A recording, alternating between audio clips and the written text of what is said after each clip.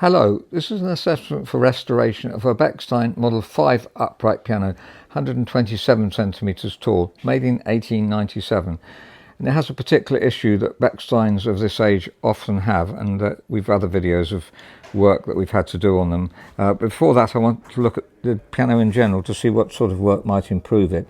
And the polishing is good. It's been repolished at some stage, and generally there's a few blemishes, but otherwise generally good, and the colour's integral. It's dusty on the top at the moment. The back of the piano is good. It's had the back cloth replaced, so there's no real issues here. There's no veneer missing that I can see, so I could just perhaps try and tidy it up a bit while it's with us, and no veneer missing, so that's very encouraging.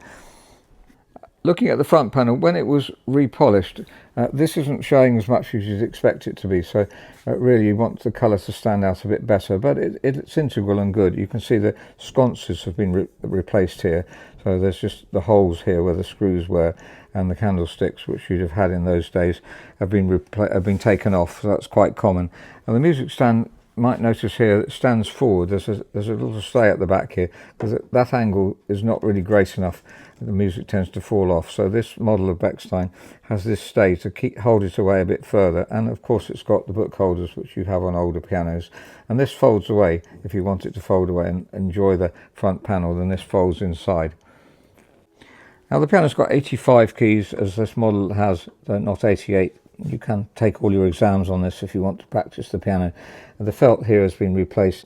Always looking at this to see if it's an old felt, if there's any moth damage. You can see bits eaten out of it, but this is new felt put on. So the piano's had some work done, which we'll have a look on the inside just to see what sort of work has been done. Ivory keys, there's a couple of them chipped here, and we'll try and make good those. We'll try and fill them as well as we can, and so that you don't they're not an eyesore, but they need cleaning a bit, but otherwise they're in good condition. When we folded the music stand inside, we noticed that this has been sellotaped on instead of the screws being put on, and obviously that is a bit precarious. We'll put some screws in there. The piano has been kept open and used a lot. You can tell that partly because the colour here is slightly darker, as you see, than on the front here. If you wanted it to even out, then obviously keep it closed more often, then the colour will even out. Quite a lot of work's been done on the piano in the past. You can see it's got, the tapes are new, and they've got nice leather ends. Sometimes they're plasticky, and the leather ones we prefer. You can see one of the hammers shanks has been replaced here, and it's gone right through. Doesn't really matter, although that isn't quite the same level as the other one.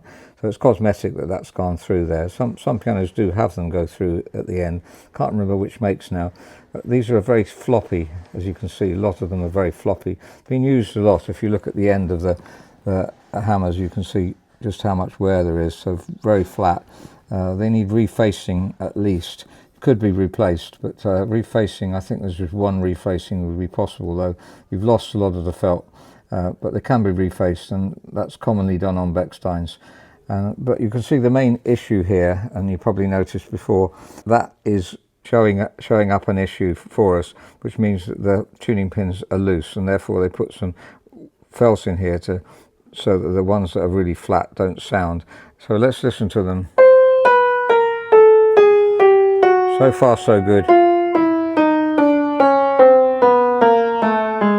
And there's one that's very out of tune. So what's happening is that the rest plank, the tuning block behind here, doesn't, even though if you put new pins in, even longer pins, they're not holding. So they're going, that one there, I'm not sure which it is. Let's have a listen.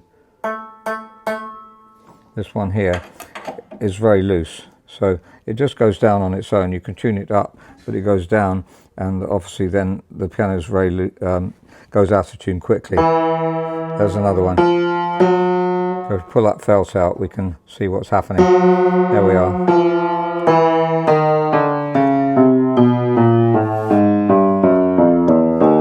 If we play the octaves here,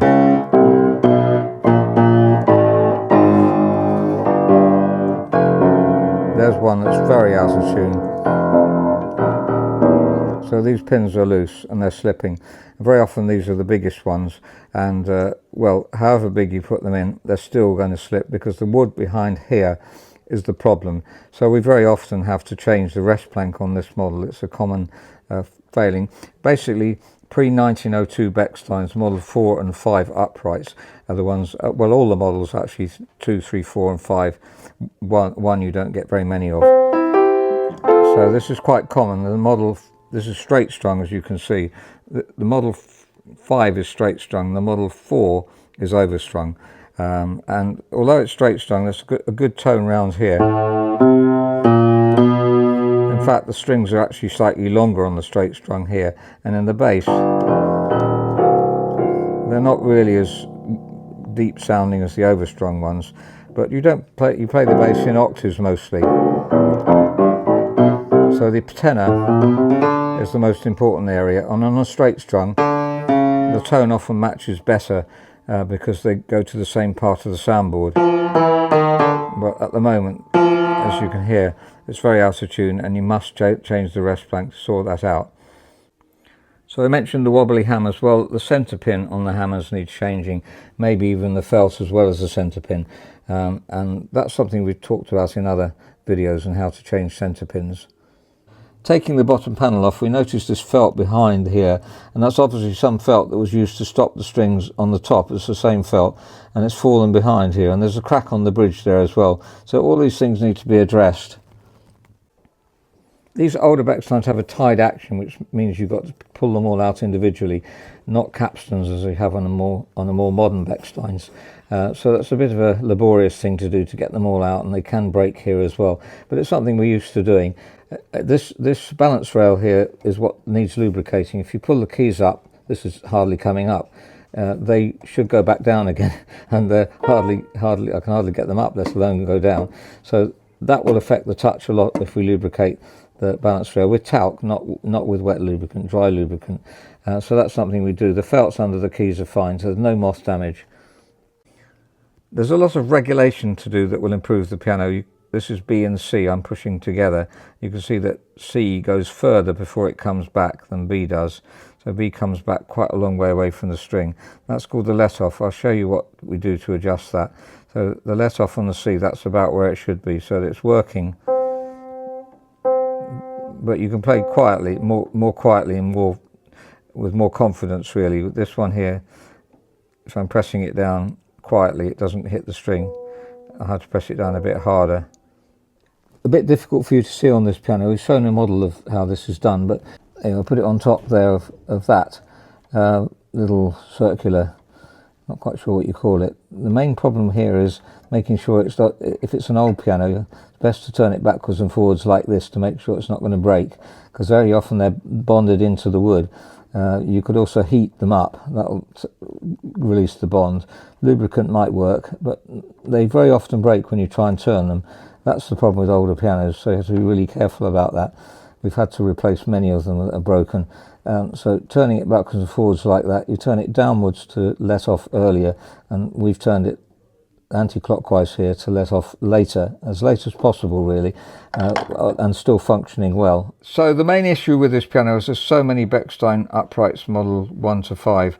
After that they change 6 to 10, and they don't get quite so much problem with the rest plank.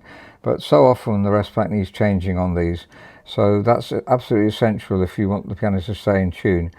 Apart from that, there's quite a lot of action work to do. The piano's been played extensively and obviously loved a lot, has a beautiful tone. So it's several wobbly hammers replacing the centre pins.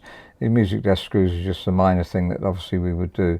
And general regulation, I looked at the let-off there, but there's many other bits of regulation that will improve the piano. There are a couple of chips on the keys which we'll try and improve as well. So thank you very much for listening. If you want a piano restored, then please do write to robertspianos@gmail.com. The touch here is something we always address, but we'll need to lubricate the balance rail first, which is really stiff, and then we'll try and redress the touch and make it even. So 48 grams will be good for middle C, and then 42 is a bit low. There's enough upweight for us to do that. We've talked about this on other videos. I don't want to make this one too long, but mainly then going back to the rest plank, that's absolutely essential work. And there's plenty of videos we have on similar pianos that we've had to restore.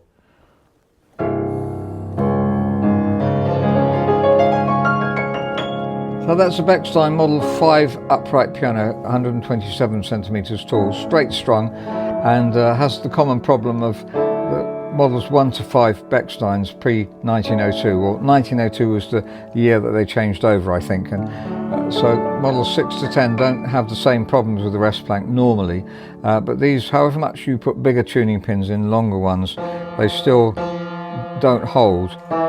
So the rest plank is not holding the tuning pins, needs replacing, and that will be replaced by a modern delignate rest plank which is used in a lot of new pianos.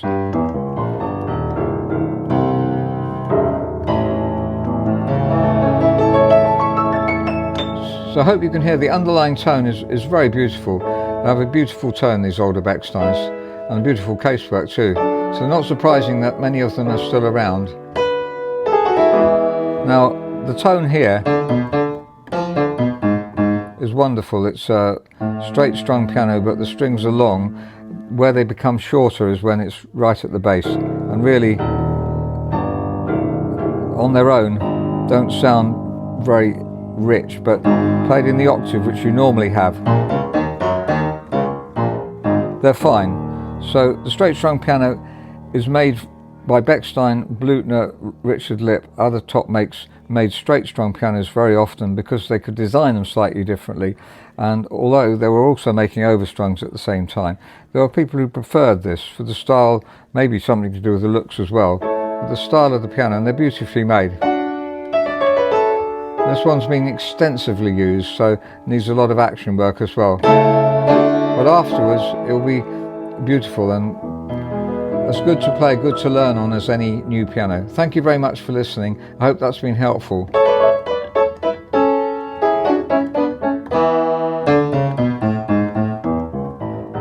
It'd be wonderful to play this once it's had the rest plank replaced. I know it's a bit out of tune at the moment, and the hammer's a bit varied because they're so worn.